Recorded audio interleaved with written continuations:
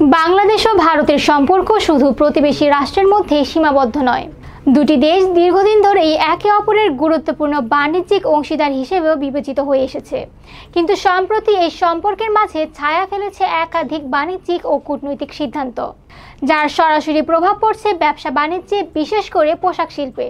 গত মাসে বাংলাদেশ সরকার ভারত থেকে স্থলপথে সুতা আমদানি সাময়িকভাবে বন্ধ করার ঘোষণা দেয়।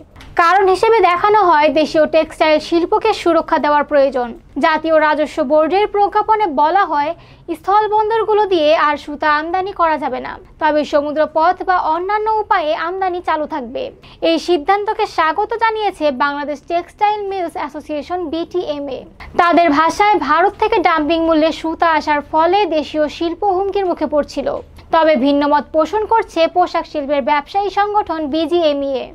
তারা বলছে, সুতা আমদানি সীমিত হলে গার্মেন্টস খাত ব্যয়বহুল হয়ে উঠবে, কারণ দেশীয় মিলগুলো একচেটিয়া বাজার তৈরি করতে পারে। এতে রপ্তানিযোগ্য পণ্যের উৎপাদন ব্যাহত হতে পারে। এদিকে ভারতও পাল্টা পদক্ষেপ নিয়েছে। তারা বন্ধ করে দিয়েছে বাংলাদেশকে দেওয়া ট্রান্সশিপমেন্ট সুবিধা। এর আওতায় ইউরোপ, আমেরিকায় পোশাক পাঠানোর জন্য বাংলাদেশ ভারতীয় বন্দর ও বিমানবন্দর ব্যবহার করত।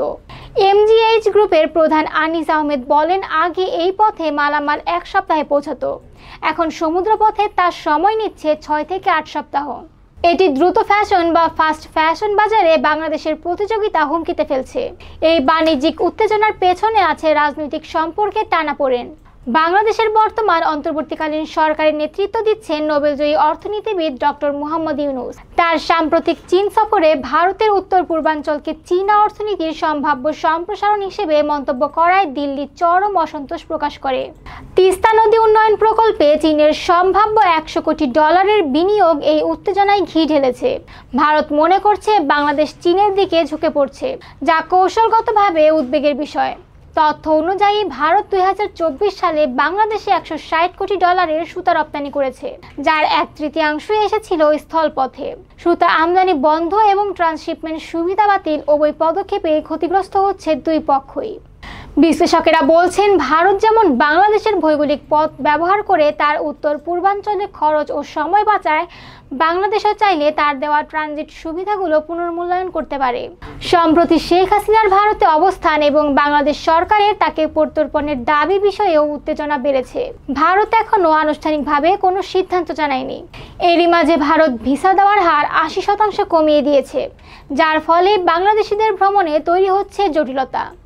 অন্যদিকে বাংলাদেশের সঙ্গে পাকিস্তানের সম্পর্ক উন্নয়নের ইঙ্গিত ভারতের জন্য অস্বস্তির কারণ হয়ে দাঁড়িয়েছে। যদিও সাম্প্রতিক কাশ্মীর হামলার জেরে পাকিস্তানের উপপ্রধানমন্ত্রীর সফর স্থগিত করা হয়েছে, এই প্রেক্ষাপটে প্রশ্ন উঠছে, এখন সংযম দেখাবে কে? বিশ্লেষকেরা বলছেন, রাজনৈতিক উত্তেজনা বাণিজ্যিক পারস্পরিকতা ও জনগণের উপর প্রভাব ফেলছে। সম্পর্ক উন্নয়নে প্রয়োজন সংলাপ, সহযোগিতা আর কৌশলগত বিচক্ষণতা। বাংলাদেশ ভারতের সম্পর্ক যেমন পুরনো তেমনই জটিল, কিন্তু এই সম্পর্ক যদি উত্তেজনার বদলে সহযোগিতার দিকে না যায়, তাহলে ক্ষতি হবে দুই দেশেরই। আমাদের আজকের আলোচনা এই পর্যন্তই। বাংলাদেশ ভারত সম্পর্কের বিষয়ে আপনার মতামত কমেন্টে জানান। এমন আরও ভিডিও দেখার জন্য লাইক, শেয়ার এবং সাবস্ক্রাইব করে আমাদের সাথেই থাকুন। ধন্যবাদ।